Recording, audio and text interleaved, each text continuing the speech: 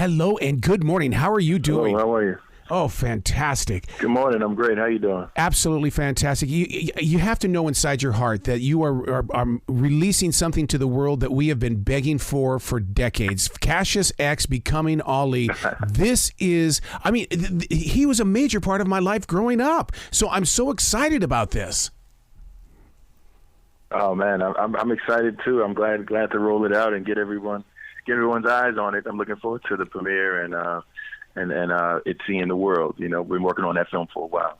Yeah, because you know how it is. The media and things like that built their own story around Muhammad Ali, and this way you're gonna give us. You take it all the way back to 1959 as a young Cassius Clay. This gives us an opportunity to really study the student that became the man. Absolutely. Yeah, we start in 59 when Clay's just a young boxer in the Golden Gloves, and we track him all the way up through 64 when he's going toe-to-toe against Sonny Liston for the heavyweight championship. And at the same time, he was going through that spiritual journey that led to him changing his name and changing his faith. And so it's exciting on that end because it's about his spiritual journey, and it's also exciting because you get to see him in the ring, and of course he works his magic. And during those younger years, which aren't always focused on so specifically. So, you know, Cassius X is really, it captures all of that. I'm happy about that. I got to tell you, between the two of us, I really want to go into this spiritual journey with him, because so many people like to hide that part of their life. So for us to go through this with him and you guys sharing that story is going to be very special to a lot of people's hearts out here. Yeah, I'm hoping so, because I think it's something we could all identify with. We haven't all been boxers or been in the ring, but I think we all go through a journey inside in terms of who we are and what we believe and how we want to connect with our ancestry and things like that and our names even.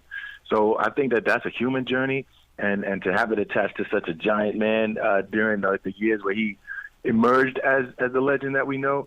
To me, it was exciting, and I learned a lot just putting the film together. And of course, speaking to the people who contributed, like Ambassador Abdullah Shabazz and Dee Dee Sharp who was in a relationship with Muhammad Ali at the time, and all the other people.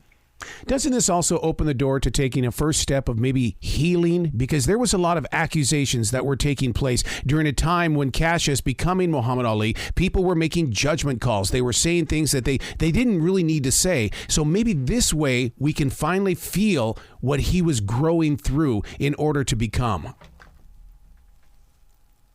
Well, I'm hoping so.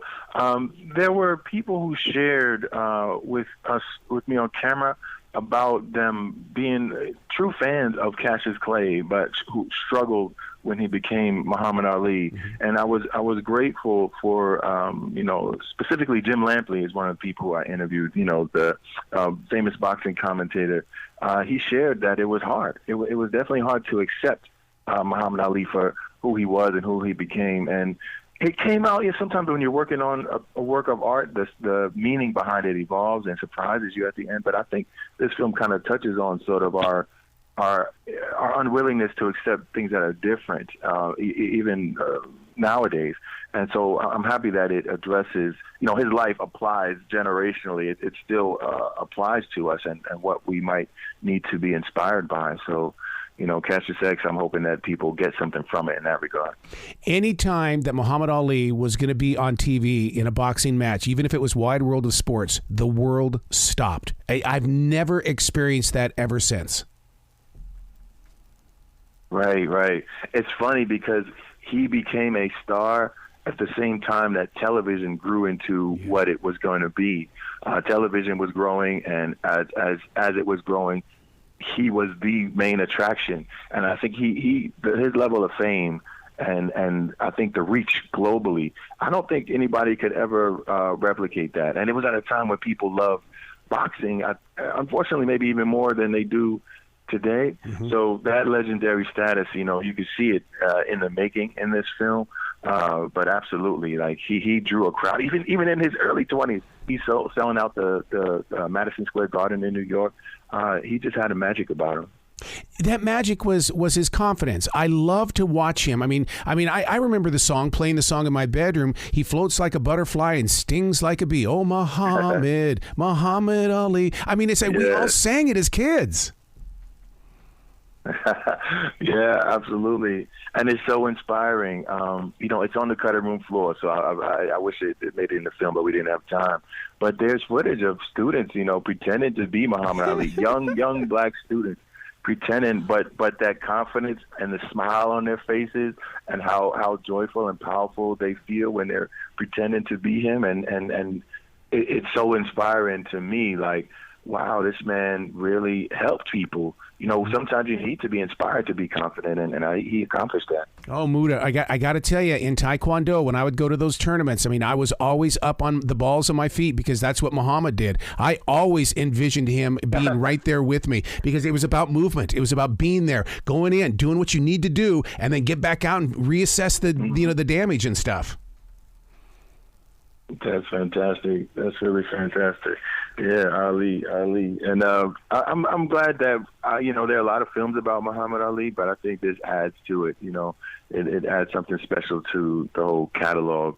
And me as a person who, my parents converted to Islam and changed their names, and they went through ups and downs. And so to me, that was part of my motivation to tell a story that included the sensitive things that happen when you do that. And so I'm proud of it. I'm so glad the Smithsonian Channel is broadcasting it nationally and in Canada too, and it's getting some. It's going to be overseas in theaters. So I'm excited about the film, and I hope people welcome it with open arms. Do you touch any of the area between the relationship between Muhammad and Howard Cosell? Because that right there was like watching, like Lennon and McCartney or Jagger and Richards. They were such a team. Mm-hmm. Now, we don't get too much into that. Most specifically because there's a great deal of subject matter to cover in the film. The running time of the film is an hour and a half. It'll play on Monday night at 9 for 2 hours.